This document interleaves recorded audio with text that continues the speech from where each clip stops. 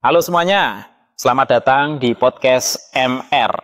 Tempat kita ngobrol santai, tapi bermakna tentang isu-isu penting di Indonesia. Hari ini kita akan ngobrol tentang sejarah terbentuknya BKKBN, sebuah lembaga yang sangat berperan dalam pengendalian penduduk dan pembangunan keluarga di Indonesia. Dan sudah bersama saya narasumber, apa kabarnya Bu? Baik Pak, terima kasih sudah mengundang saya. Senang banget bisa ngobrol di sini. Nah, langsung aja ya Bu. Banyak orang mungkin familiar dengan BKKBN, tapi belum tentu tahu sejarahnya. Sebenarnya, bagaimana sih awal mula terbentuknya BKKBN? Wah, ini menarik. Jadi BKKBN itu awalnya terbentuk sebagai respons pemerintah terhadap ledakan penduduk di tahun 60-an. Saat itu, pertumbuhan penduduk sangat tinggi sementara sumber daya masih terbatas. Jadi itu terjadi di masa Orde Baru ya?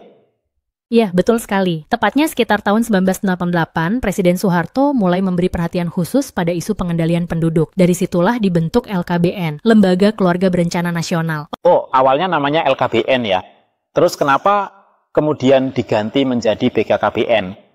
Karena fungsi dan mandatnya berkembang. Nggak cuma soal keluarga berencana, tapi juga pembangunan keluarga secara keseluruhan. Maka tahun 1970 nama resminya jadi BKKBN lewat keputusan Presiden. Berarti dari fokus kontrasepsi kemudian diperluas ke pembangunan keluarga juga ya?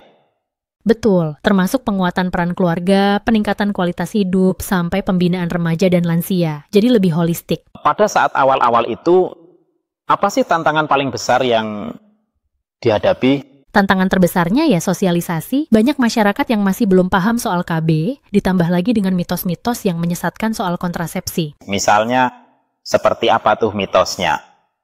Ada yang percaya kalau KB bisa bikin mandul permanen atau mengganggu kesehatan, padahal faktanya tidak demikian. Nah, karena itu pendekatan dari pintu ke pintu sangat penting. Wah, pendekatan personal ya. Jadi semacam jemput bola. Iya, betul. Petugas lapangan dan tokoh masyarakat punya peran besar, bahkan ibu-ibu PKK juga sangat aktif membantu sosialisasi. Dan hasilnya terbukti ya, Bu.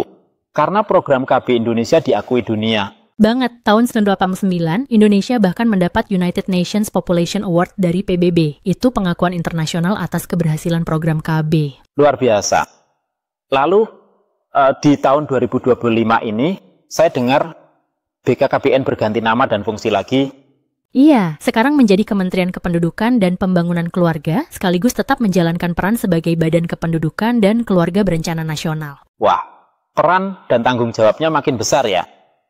Betul, fokusnya sekarang bukan cuma menekan laju pertumbuhan penduduk, tapi memastikan kualitas pembangunan keluarga Indonesia meningkat. Terima kasih banyak Bu atas penjelasannya. Sangat informatif dan membuka wawasan.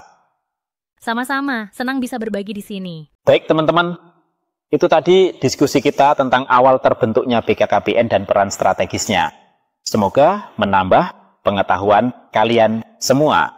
Jangan lupa follow dan subscribe untuk dengerin episode-episode seru lainnya di podcast MR. Sampai jumpa.